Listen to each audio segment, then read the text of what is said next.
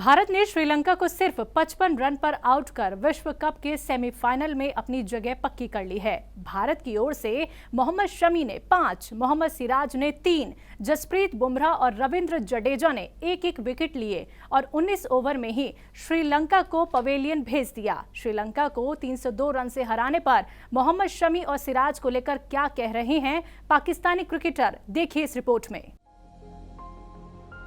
पाकिस्तान के पूर्व तेज गेंदबाज शुएब अख्तर ने अपने YouTube चैनल पर भारतीय टीम की जमकर तारीफ की और कहा कि भारत को अब अपने तेज गेंदबाजों को भी सेलिब्रेट करना चाहिए।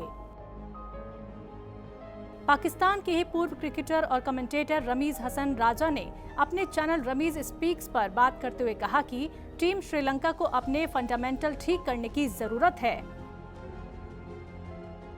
पाकिस्तान के पूर्व तेज गेंदबाज वसीम अकरम ने भारत को सेमीफाइनल में जाने के लिए बधाई दी है। YouTube चैनल के द पवेलियन प्रोग्राम में बोलते हुए उन्होंने भारतीय गेंदबाजों को लेकर कई बड़ी बातें कही। पाकिस्तान के पूर्व क्रिकेटर मिसबाह उल हक ने द पवेलियन शो में कहा कि कुमार संगकारा और महिला जयवर्धने के जाने के बाद से श्रीलंका बहुत कमजोर हो गई है। पाकिस्तान के पूर्व विकेट कीपर बल्लेबाज मोइन खान ने भी कहा, जिस वक्त आप बैटिंग करने जाओ और गेंद सीम से हिलना शुरू हो जाए तो खुद ब खुद आपके पैर अंदर रहते हैं, ऐसे में काउंटर अटैक करना चाहिए। शोएब मलिक ने कहा, पावर प्ले में पहली ही बॉल ऐसी थी कि जिसे खेला नहीं जा सकता था, ऐसे में प्लेयर बीट हो जाता है। भारतीय गेंदबाजों की खासियत ये है कि इन्हें आप किसी भी स्थिति में ला सकते हैं।